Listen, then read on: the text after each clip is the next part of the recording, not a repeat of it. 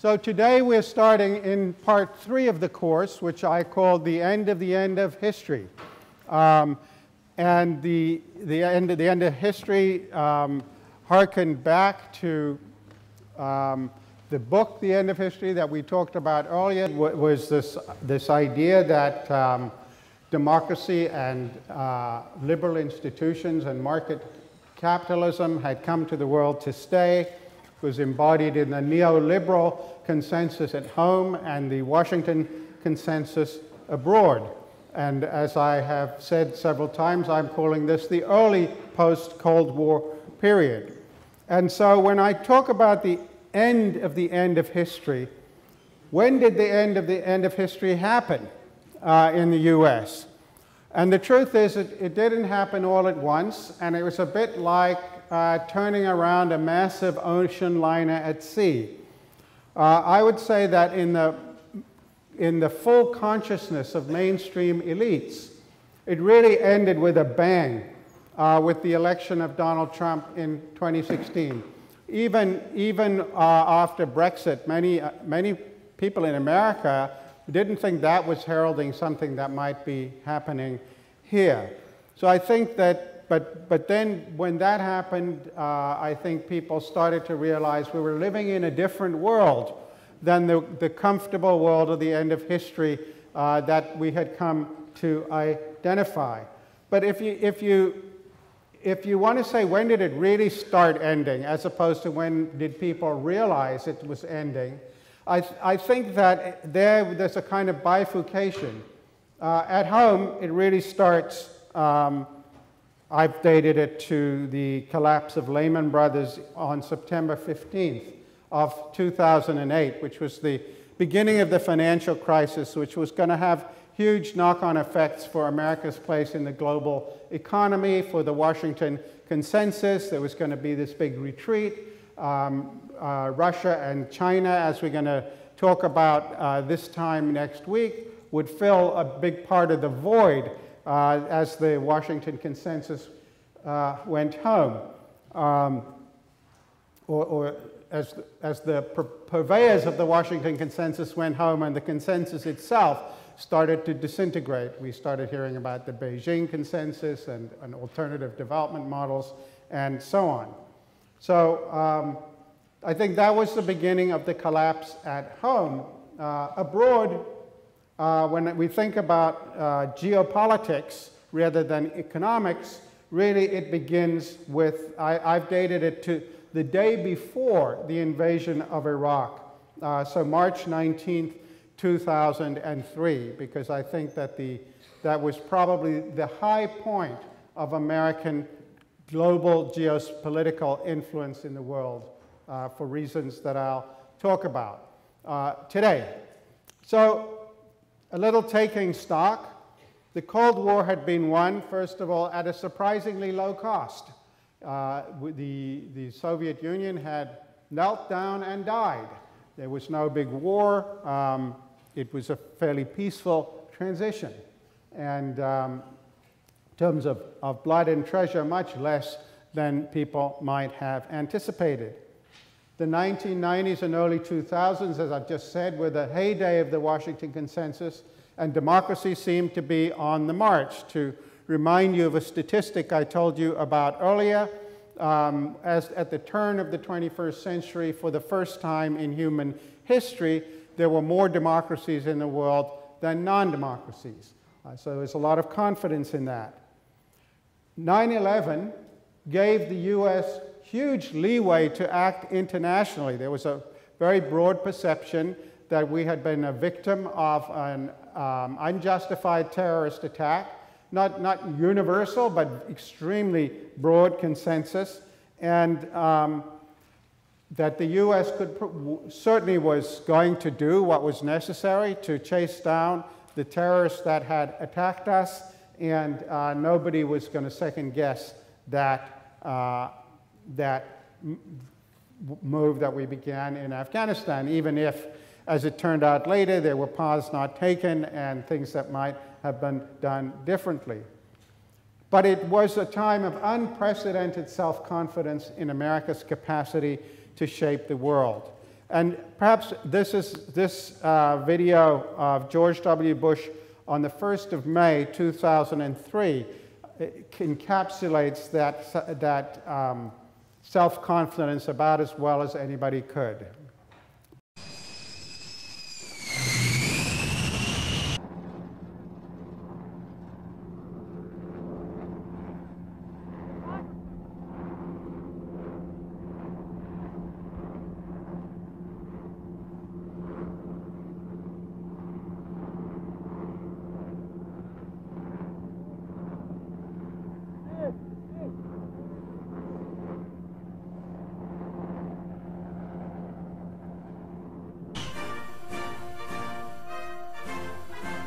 Any outlaw regime that has ties to terrorist groups and seeks or possesses weapons of mass destruction is a grave danger to the civilized world and will be confronted.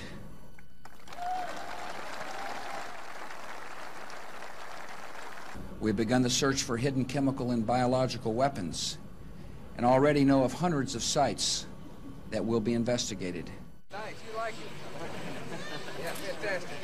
The transition from dictatorship to democracy will take time, but it is worth every effort. Our coalition will stay until our work is done.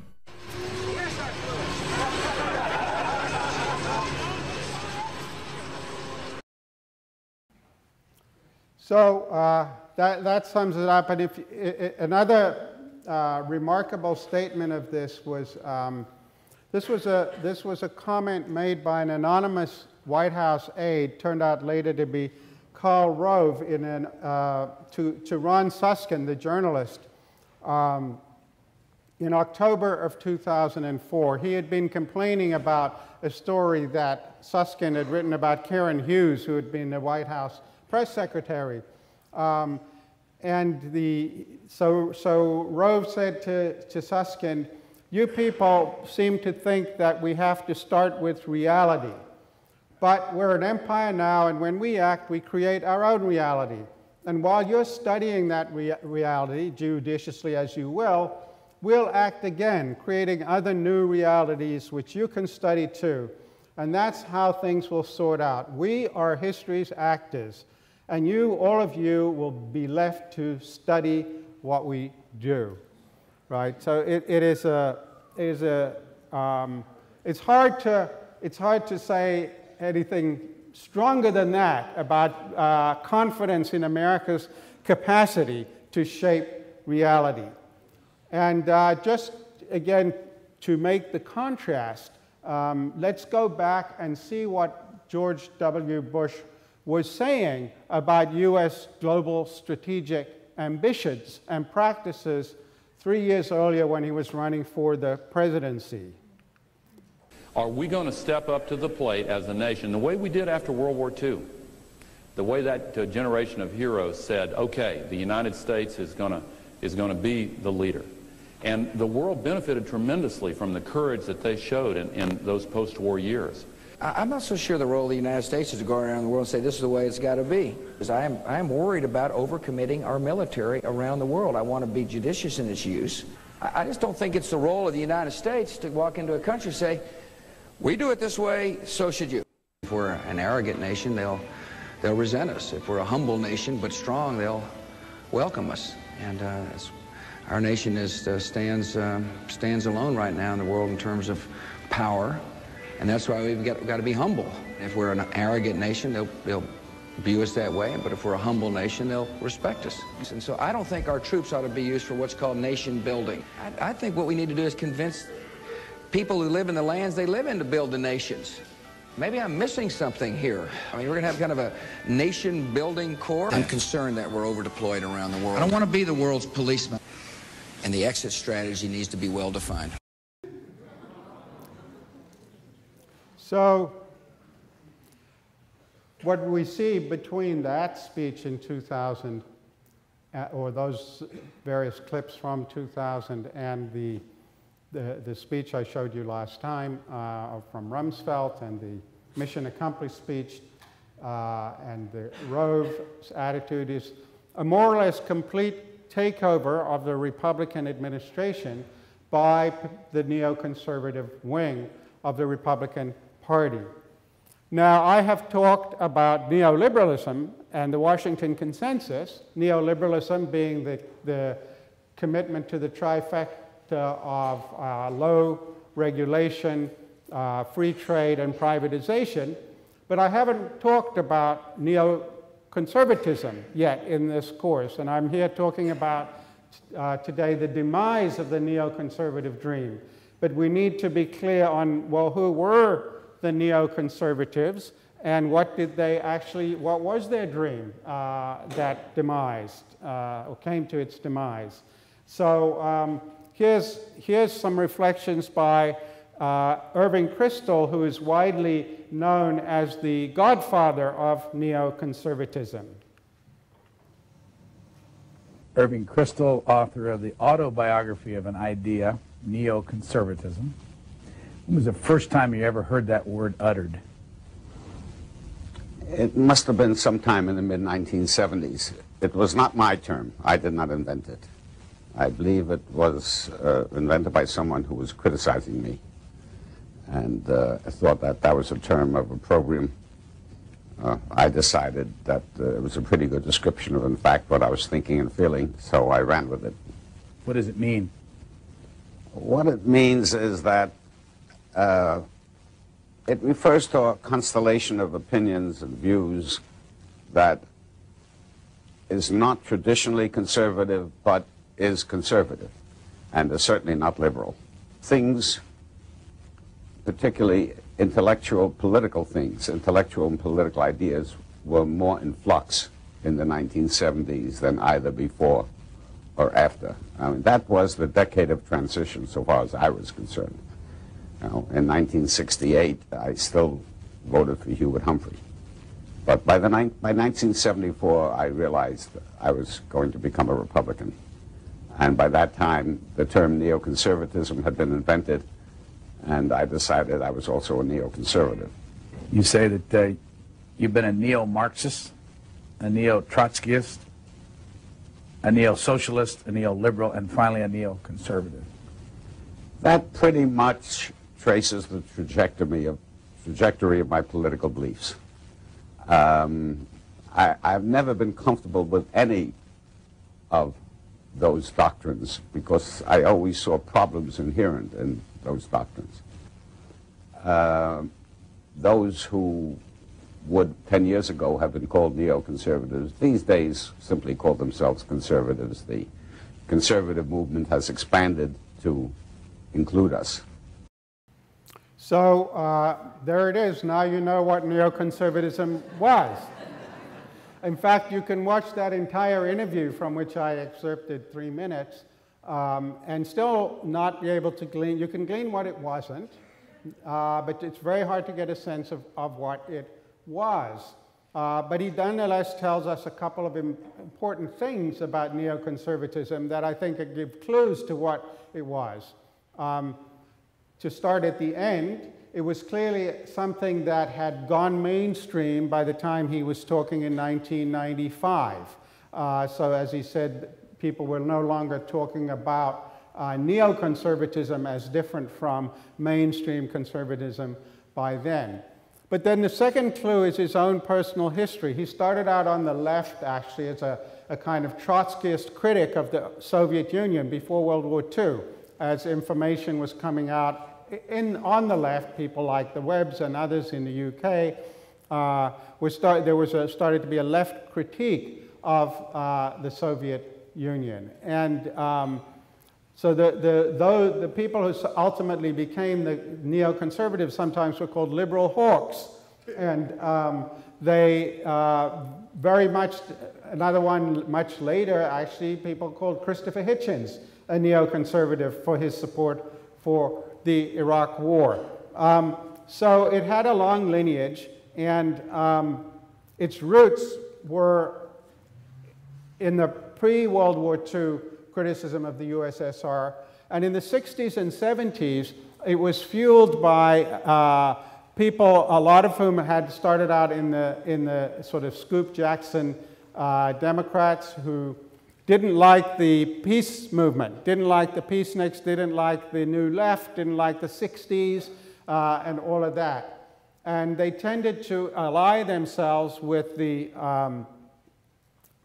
proponents of rollback in various administrations, so in Republican administrations. And they certainly were a lot closer to Nixon's policies than they were to the Democrats who came subsequently. So they were for aggressive prosecution of the Cold War, staunchly anti-communist and anti-socialist. In the post-Cold War period, of course, like everyone else, the neoconservatives were rethinking what their views should be in this new world. Since their sort of raison d'etre for decades had been virulent anti-communism, and communism, for all practical purposes, had gone away. And this is when the neoconservatives, I think, started to differentiate themselves from other conservatives, certainly from libertarian conservatives and people who would subsequently, critics of theirs, come to be called paleoconservatives, or to call themselves paleoconservatives because they didn't like being identified with the neoconservative label. And the distinctive feature of the post-Cold War neoconservatives were two, I think. One is that they wanted to spread democracy around the world. They were interested in knocking off non-democratic regimes. But they also didn't doubt for a second that democratic regimes would be pro-American.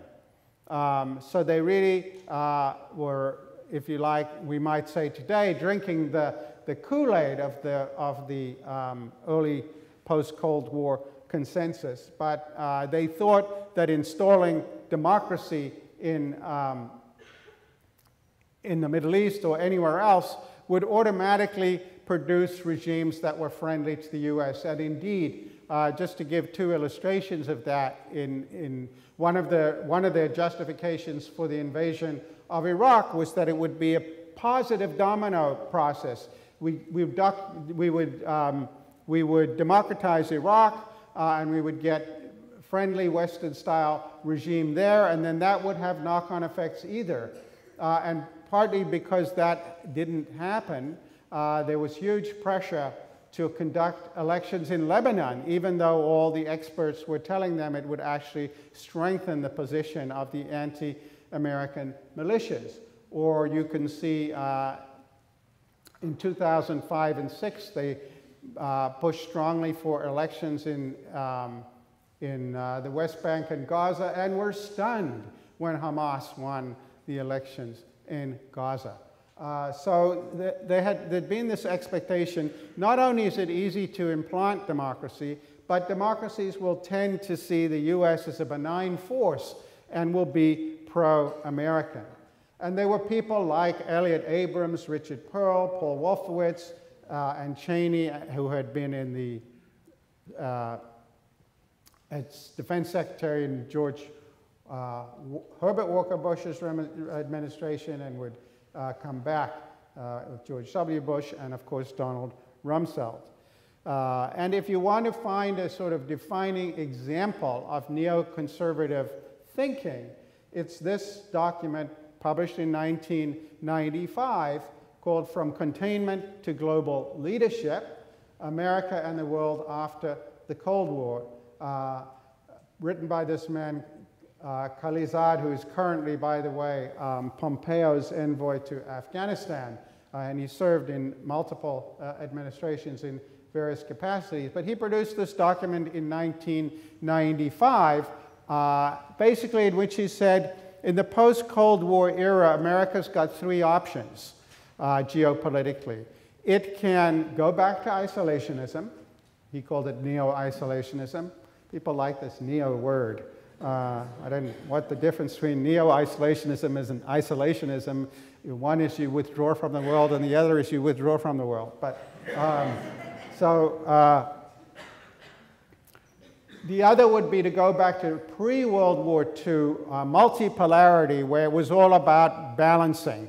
much of the sort of balancing that had gone on even in the 19th century in Europe. And he made a case that both of those things would be very bad for the US, and instead we should take a global leadership role. And this is the key claim in the report was, or the document was, that he advocated the use of force and even preemptive war if necessary to preserve US global hegemony.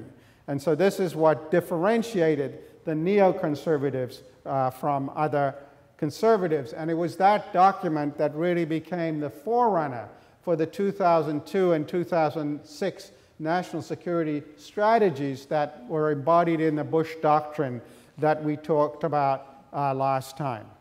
So that's the sort of main elements of the neoconservative creed and the history, or the biography of it, if you like. So intellectuals have ideas, but how did they become important in politics? And as with the neoliberal views, it goes back to think tanks. I mentioned to you when we were talking about the resurgence of the Republican right that after the Nixon administration fell apart in the 1970s, there was this emergence of activist think tanks who were committed not to winning the next election, but rethinking the conservative agenda for the medium term, funded by Fulner, Koch, and others in places like the Heritage Foundation, the Cato Institute, and related conservative think tanks who were mostly interested in domestic politics, particularly rolling back the frontiers of the welfare state. And they got their great moment in 1994 when the Republicans took over the House for the first time in 4 decades, and Newt Gingrich set himself up as a kind of prime minister on Capitol Hill, had Bill Clinton on the run, having lost the midterm elections badly, and that was the opening, and we've been through that, the contract with America and all of that. But there was also a geopolitical rethinking among these people we're talking about now, and I'm calling the neoconservatives. And they were also in think tanks, some of them in not particularly partisan think tanks, like the Rand Corporation, which is where that document I just read from came out, and the Council on Foreign Relations, which certainly billed themselves as nonpartisan, even if many people saw them as sort of right of center. But then places like the American Enterprise Institute, which is sort of activist conservative think tanks, people like Pearl were there, and a number of the other neoconservatives spent a lot of time there. And then perhaps most important was a new think tank created in 1997 by Bill Kristol, that's Irving Kristol's son, and Robert Kagan, the son of our colleague, Professor Kagan, here in the history department. And the Project for a New American Century was probably the prime incubator of neoconservatism, and many people who subsequently wound up in the Bush administration spent time there, or passing through these think tanks. And really 9/11 was their moment. 9/11 was the moment at which they realized that there was a huge vacuum in thinking about US strategic policy, and they could go for it. And as I think I mentioned to you last time, by December of 2001, I'm sorry, by December of 2000, there were already conversations going on in the, I'm sorry, 2001. December of 2001, there were already conversations going on in the White House as to when they could reallocate troops from Afghanistan to Iraq. Now, many people might say, well, why did anybody really want to attack Iraq? It seems something of a puzzle. The neoconservatives had this view about it, but we really have to back into it and look a little bit at the historical background here. So after Saddam Hussein was kicked out of Kuwait in 1991, I described the containment regime that the Bush administration constructed with the no-fly zones and oil for food and all of that, that was essentially meant to hem Saddam Hussein in. They rejected regime change and so on. They rejected externally imposed regime change, but the George Herbert Walker Bush administration was by no means opposed to fomenting the overthrow of Saddam Hussein's regime. Just didn't want to commit American troops to that. And indeed, one of the things he was greatly criticized for at the time was encouraging the Shiites in the south and the Kurds in the north to overthrow Saddam Hussein. But when they made those efforts, there was no U.S. backup or support. And that led to the slaughter of many of them by the Ba'athist regime. And beyond that, the CIA, in the years following, spent a lot of time and resources working with opposition groups in Iraq and expatriate groups outside of Iraq to try and engineer the overthrow of that regime, even though it wouldn't involve American boots on the ground.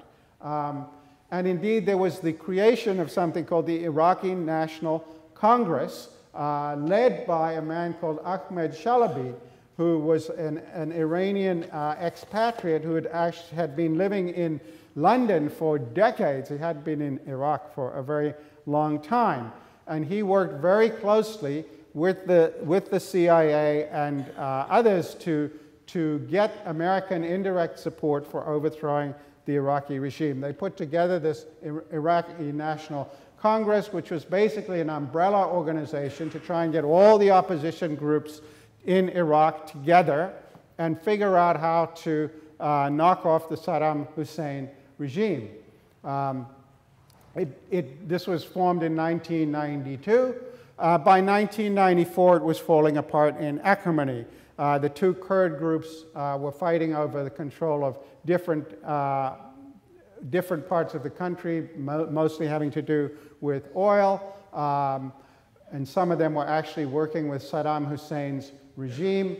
Chalabi convinced the U.S. nonetheless to persist with a kind of remnants of the Iraqi National Congress, which he headed and ultimately became a political party in the new Iraq.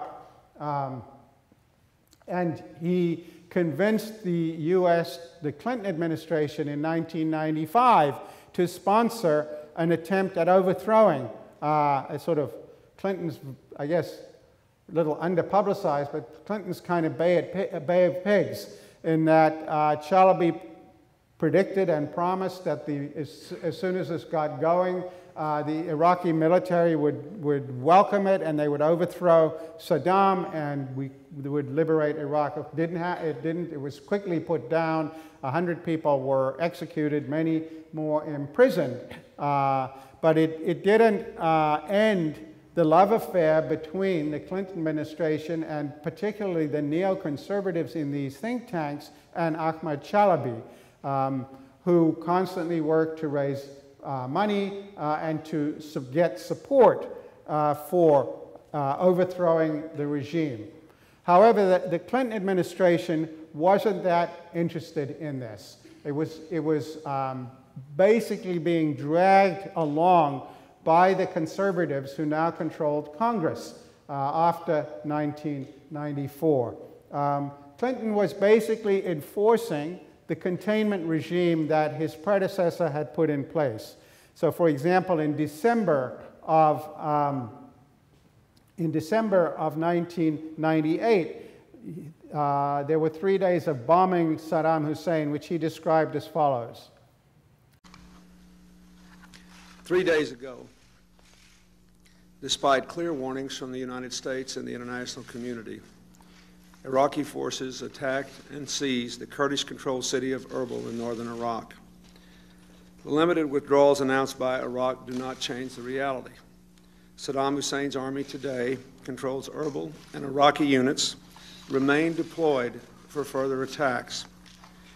These acts demand a strong response, and they have received one. Earlier today, I ordered American forces to strike Iraq. Our missiles sent the following message to Saddam Hussein: when you abuse your own people or threaten your neighbors, you must pay a price. Our objectives are limited but clear: to make Saddam pay a price for the latest act of brutality, reducing his ability to threaten his neighbors and America's interests. First, we are extending the no-fly zone in southern Iraq. This will deny Saddam control of Iraqi airspace from the Kuwaiti border to the southern suburbs of Baghdad, and significantly restrict Iraq's ability to conduct offensive operations in the region. Second, to protect the safety of our aircraft enforcing this no-fly zone, our cruise missile struck Saddam's air defense capabilities in southern Iraq. Saddam Hussein's objectives may change, but his methods are always the same: violence and aggression against the Kurds, against other ethnic minorities, against Iraq's neighbors. Our answer to that recklessness must be strong and immediate, as President Bush demonstrated in Operation Desert Storm, as we showed 2 years ago when Iraq massed its forces on Kuwait's border, and as we showed again today. We must make it clear that reckless acts have consequences, or those acts will increase. We must reduce Iraq's ability to strike out at its neighbors, and we must increase America's ability to contain Iraq over the long run. So there you see he's speaking the language of containment. They called it aggressive containment.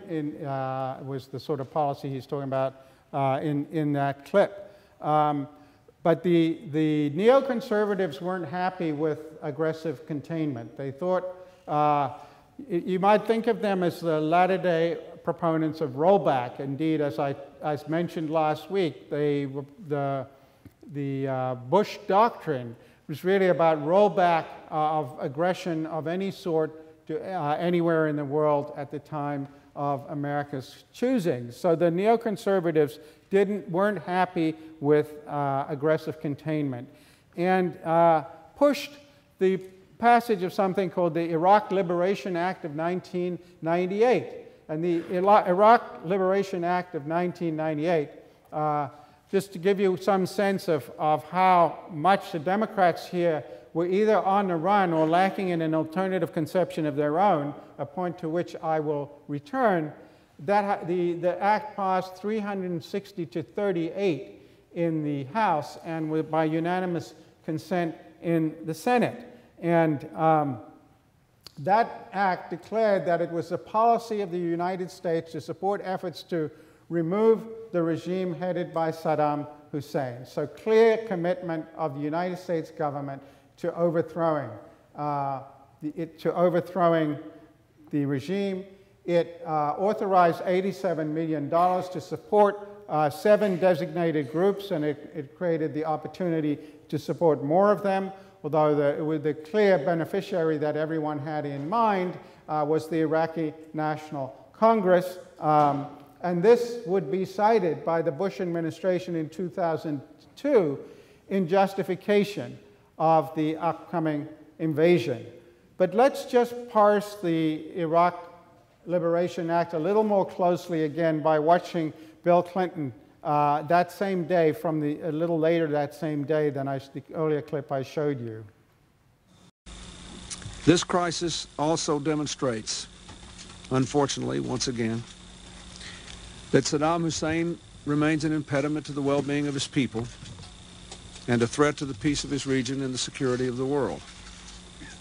We will continue to contain the threat that he poses by working for the elimination of Iraq's weapons of mass destruction capability under UNSCOM, enforcing the sanctions in the no-fly zone, responding firmly to any Iraqi provocations. However, Over the long term, the best way to address that threat is through a government in Baghdad, a new government that is committed to represent and respect its people, not repress them, that is committed to peace in the region. Over the past year, we have deepened our engagement with the forces of change in Iraq, reconciling the two largest Kurdish opposition groups, beginning broadcasts of a radio-free Iraq throughout the country. We will intensify that effort, working with Congress to implement the Iraq Liberation Act, which was recently passed, strengthening our political support to make sure the opposition, or to do what we can to make the opposition, a more effective voice for the aspirations of the Iraqi people. So there you can see he's still talking the language of containment, even while addressing the Iraqi Liberation Act. Notice the date, the date's a significant one, December 19th, 1998, and it explains the kind of deer caught in the headlights look on Bill Clinton's face, because that was the day that the House voted to impeach him. So he was not a happy camper, one might say, on that day while making that speech. So this was the tussle that went on toward the end of the administration. And the Clinton administration was never, ever contemplating actually going in and overthrowing. In fact, of the $87 million, only $8 million was ever allocated by the end of the administration. So they were largely going through the motions, and he was running scared of the Republicans in Congress. And so what happens after that is that these ideas are all, rolling around in the conservative think tanks and being pushed by Chalabi, but they're not really making their way into, as you see, they didn't make their way into the political campaign of George W. Bush. And when 9/11 came along, they thought, this is our moment. And it was their moment. And it was that then produced a huge conflict within the administration, because on the one hand, you had the Pentagon, largely allied with Chalabi, who wanted to go in, but the State Department and the CIA were strongly opposed to going in.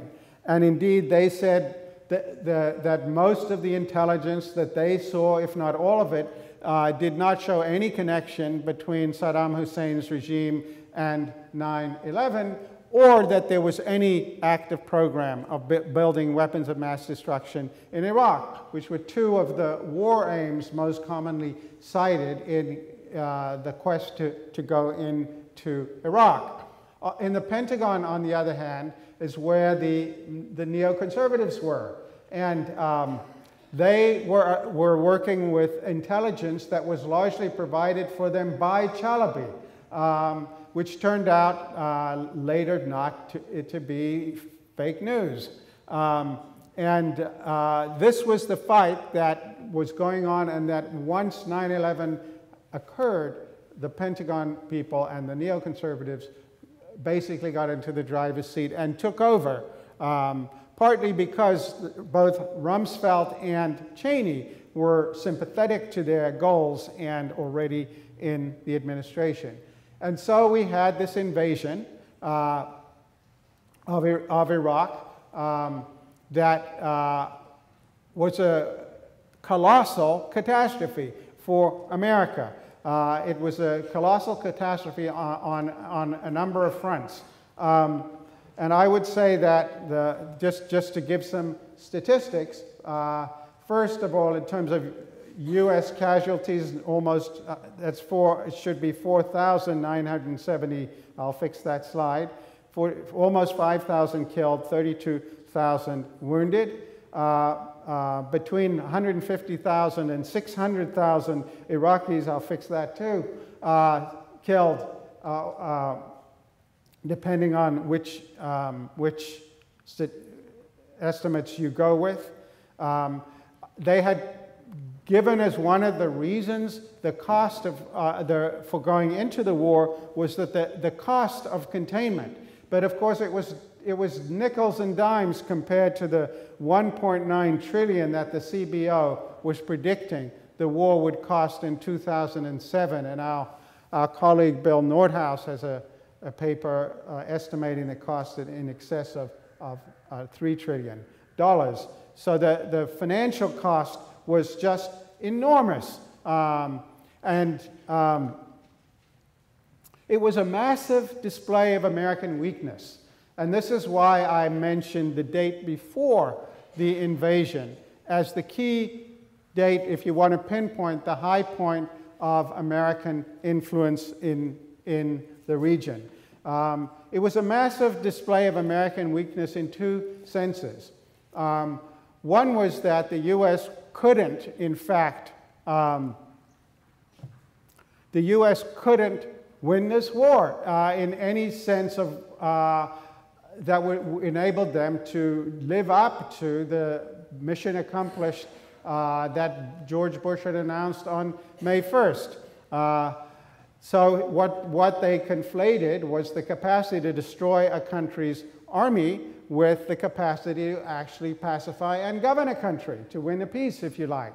And so they put in a barely competent general very early on, and he couldn't run the country. They replaced him with Paul Bremer, a neoconservative, and he began by disbanding the Iraqi army and officer corps in particular, because they were Sunni and the majority of the population were Shiite, and disbanding the Iraqi civil service, because out of fear that they might be loyal to Saddam Hussein, and so it effectively created a failed state that descended into civil war.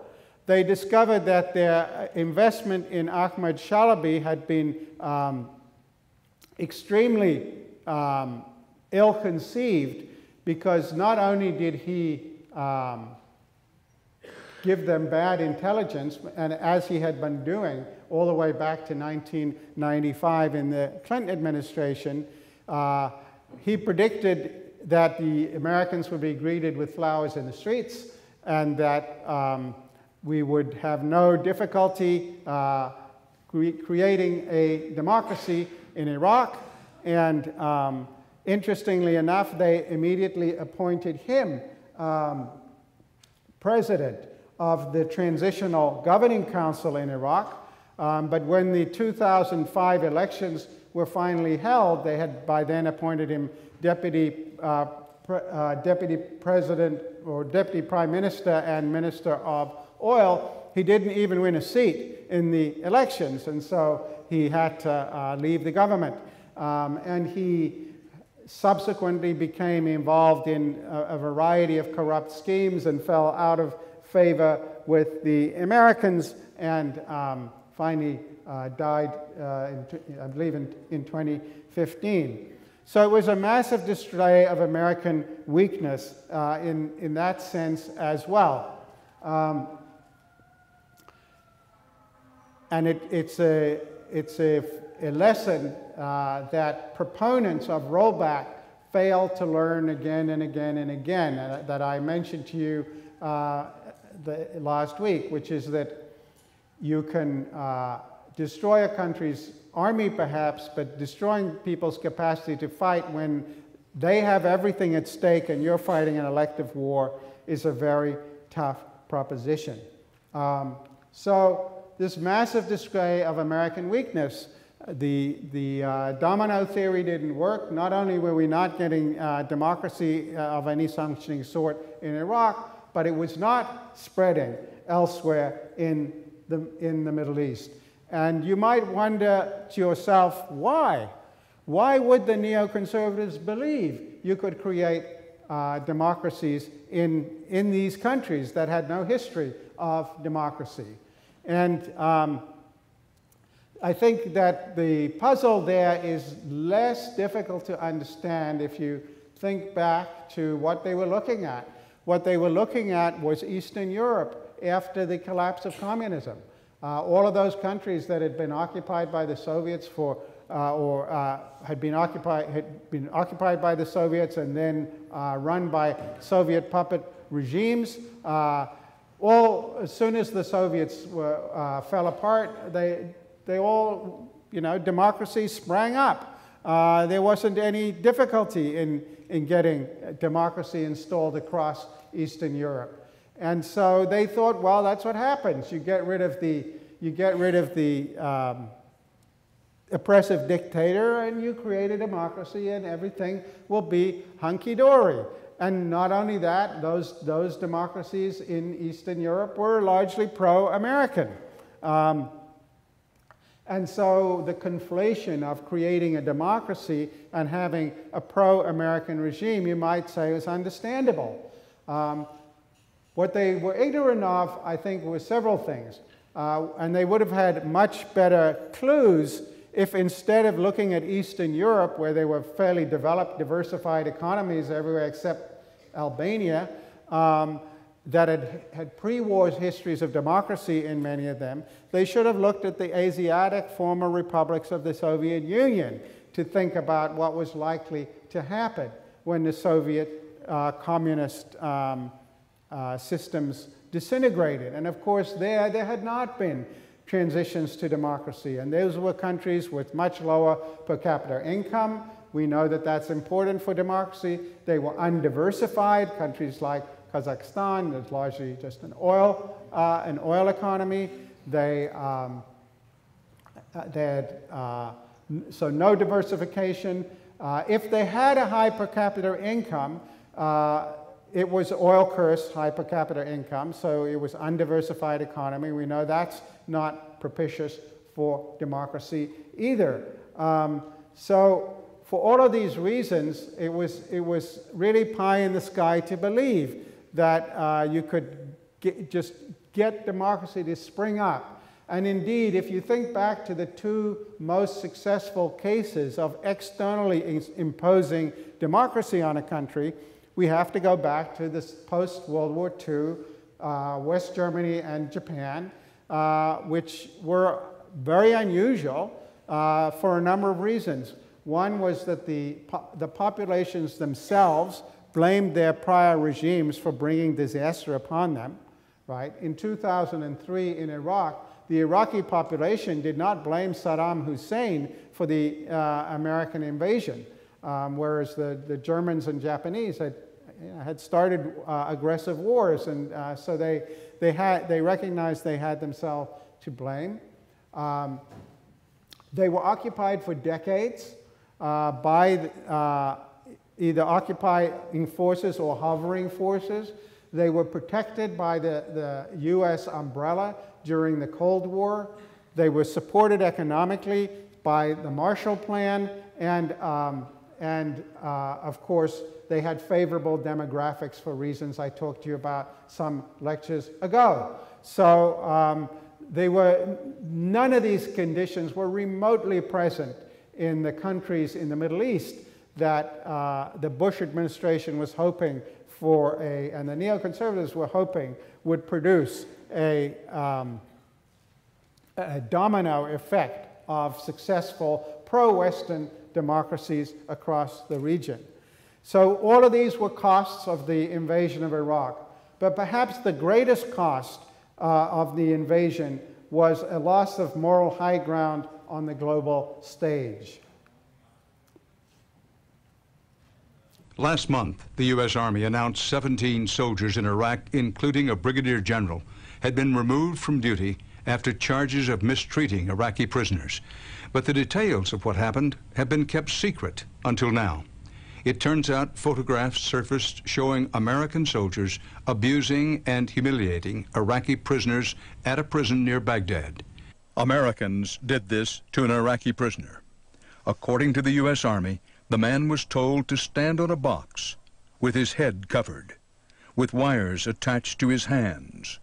He was told that if he fell off the box, he would be electrocuted. Abu Ghraib prison under Saddam Hussein was infamous. For decades, many who were taken here never came out. And those prisoners who did make it out told nightmarish tales of torture beyond imagining and executions without a reason. Abu Ghraib was the centerpiece of Saddam's empire of fear. We talked about the prison and shared pictures of what Americans did there with two men who have extensive interrogation experience, former U.S. Marine Lieutenant Colonel Bill Cowan and former CIA Bureau Chief Bob Baer. I visited Abu Ghraib a couple days after it was liberated. It was the most awful sight I've ever seen. And I said, if there's ever a reason we want to get rid of Saddam Hussein, it's because of Abu Ghraib. There are bodies that were eaten by dogs, torture, electrodes coming out of walls, scratches on the wall. It was an awful place. We went into Iraq to stop things like this from happening, and indeed here they are happening under our tutelage. It was American soldiers serving as military police at Abu Ghraib who took these pictures. The investigation started when one soldier got them from a friend and gave them to his commanders. We have a dozen of them. There are many, many more. The pictures show Americans, men and women, in military uniforms, posing with naked Iraqi prisoners. There are shots of the prisoners stacked in a pyramid, one with a slur written on his skin in English. In some, the male prisoners are positioned to simulate sex with each other.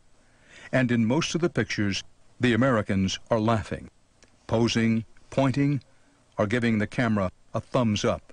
One of the soldiers facing court-martial is Army Reserve Staff Sergeant Chip Frederick. He is charged with maltreatment for allegedly participating in setting up this photo and for posing in a photograph sitting on top of a detainee. Sergeant Frederick is also charged with an indecent act for observing this scene. He is charged with assault for allegedly striking detainees and ordering detainees to strike each other. Sergeant Frederick's letters and email messages home offer clues to problems inside the prison. Frederick wrote that he was helping the interrogators. Quote, "Military intelligence has encouraged and told us great job. They usually don't allow others to watch them interrogate, but since they like the way I run the prison, they've made an exception. We help getting them to talk with the way we handle them. We've had a very high rate with our style of getting them to break. They usually end up breaking within hours." According to the Army's own investigation, that's what was happening. The Army found that interrogators asked reservists working in the prison to prepare the Iraqi detainees, physically and mentally, for questioning. Attorney Gary Myers and a judge advocate in Iraq are defending Chip Frederick. They say he should never have been charged because of the failure of his commanders to provide proper training and standards. How could such a person, described almost universally by people who know him as a good guy, get himself into this kind of jam? The elixir of power, the elixir of believing that you're helping the CIA, for God's sake, when you're from a small town in Virginia, it's intoxicating.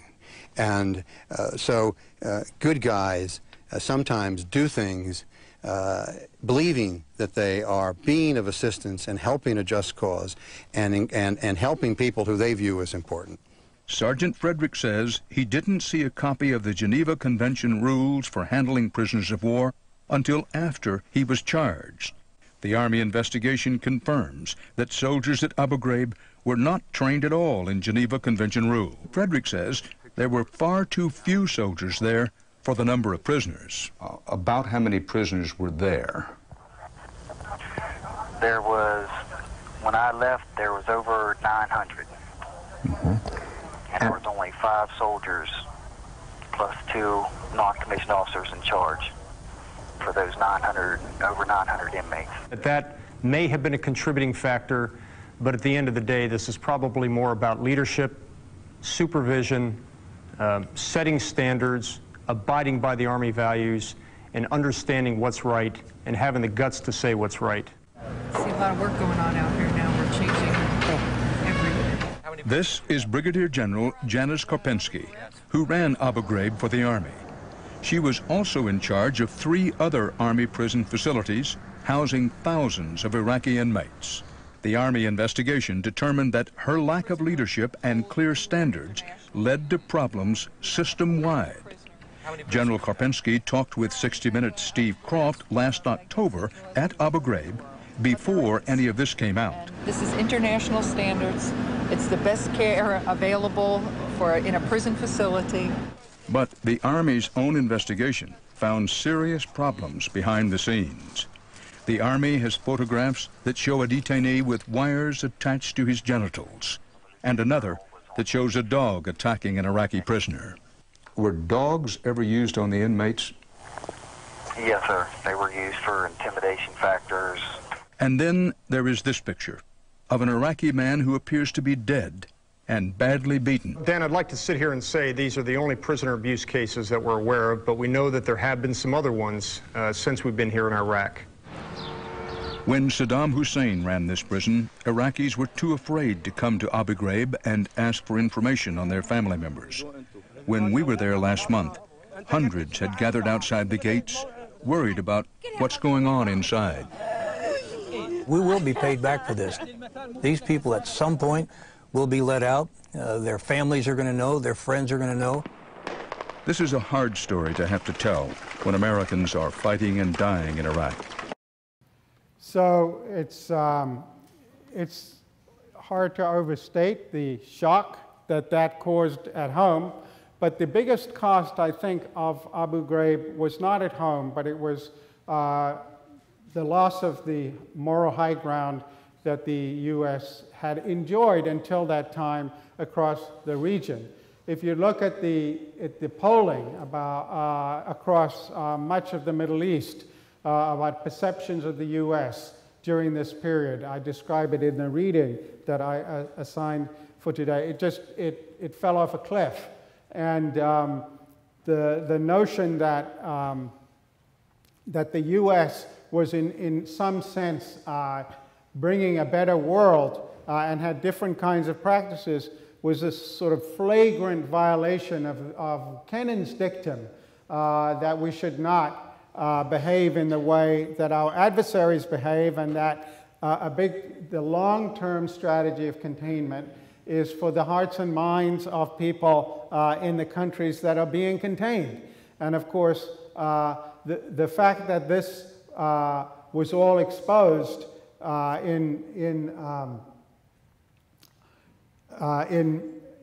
think it was initially this 60 Minutes report was in April of 2004, but the following month Seymour Hersh published a huge expose in the New Yorker where he had gotten hold of the Army's report, which you saw referred to in that clip, which revealed that they had known about what was going on in Abu Ghraib and a number of other prisons for many months. And the story just didn't get any better. What turned out to be the case in terms of prosecutions were minimal. The general you saw there was busted back to a colonel. There were some other disciplinary actions of officers. Nobody above the rank of staff sergeant was convicted of any criminal offense, and only I think it was 7 or 8 people had any kind of criminal convictions, the highest being a 10-year sentence. So the perception was that the U.S. had allowed the same kind of abominable practices that Saddam Hussein had engaged in, and as I said, the cost in terms of loss of moral high ground is probably incalculable to this day. What made it even worse was that President Bush announced that the prison would be closed the following year, which was not done. And in fact, it wasn't closed until after the Americans left. A decade later, it was closed by the Iraqis. So this combination of the demonstration of American weakness and the loss of any kind of claim to be acting in defense of humanitarian ideals was destroyed. In a geostrategic sense, though, I think the biggest cost, and some might in some sense call it a benefit, of the Iraq debacle was it was a clear demonstration that the Bush doctrine was unsustainable, because the idea that you could go around the world knocking off regimes, this is the neoconservative regime, the neoconservative dream, turns out to be a nightmare, because you go around the world knocking off regimes unless you have the propitious circumstances and the kinds of investments that we made in Germany and Japan after World War II. The high probability is you're going to get the sort of outcome that we saw in Iraq. And so the Bush doctrine, particularly given that it's being prosecuted in an era of cutting back government spending and downsizing the military, as Rumsfeld argued in the clip I showed you at the beginning of last Thursday's lecture, and contracting out more and more military activities, you're not going to be able to go around the world doing the sort of thing we were trying to do in Iraq and Afghanistan and end up with, as Bush says in the clip I showed you earlier, a clear exit strategy. And indeed, the Bush doctrine was a complete repudiation of the so-called Powell doctrine of you've got to go in with overwhelming force and a clear exit strategy. Instead, it's proxy wars fought on the cheap using expatriates and local militias who have very different agendas than one's own. And this is the result that you shouldn't be surprised to see. But if not the Bush doctrine, what? If not the Bush doctrine, what? Because, the 1995 document from Rand said, well, what are the alternatives here? The alternatives seem to be neo-isolationism, as he called it, going back to a multipolar world where, in an era of nuclear proliferation, that seems very dangerous and costly for the U.S. So you might say, well, where were the Democrats? We have a democracy here, we have an opposition party, and one would expect that the opposition party would be articulating an alternative vision. And the Democrats, though, were completely on the defensive. So here I should give you a personal anecdote. In September of 2008, I was invited to speak at the Yale Club of Tokyo to a group of alumni. We do that all the time. We're also going to talk about our research. So I answered with 3 possible topics of things I was then working on that I would be willing to speak about. And the answer came back that nobody would be interested in any of them. And what they wanted me to speak about was what the Kerry administration's foreign policy was going to be. This is September of 2004. What the Kerry administration's foreign policy was going to be. So I ended up giving a talk on why there wasn't going to be a Kerry administration. And the central thesis of that talk was you can't beat something with nothing. And the reality here, you can see if you now go back over the lecture that I've just given you, you can see the clues that the Democrats really had no alternative. First of all, think about that vote of the Iraq Liberation Act. I said it was only 50 or 60 votes against it in the House, unanimous consent in the Senate, and Clinton signs it into law in the midst of his impeachment hearings.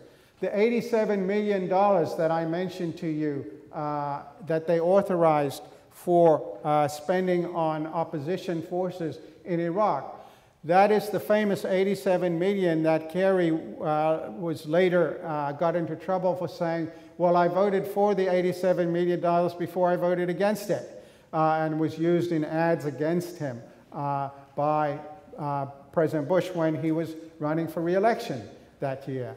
And If you look at the votes to authorize the war, Kerry had voted for the authorization of the invasion of Iraq in 2003, as had, by the way, Hillary Clinton.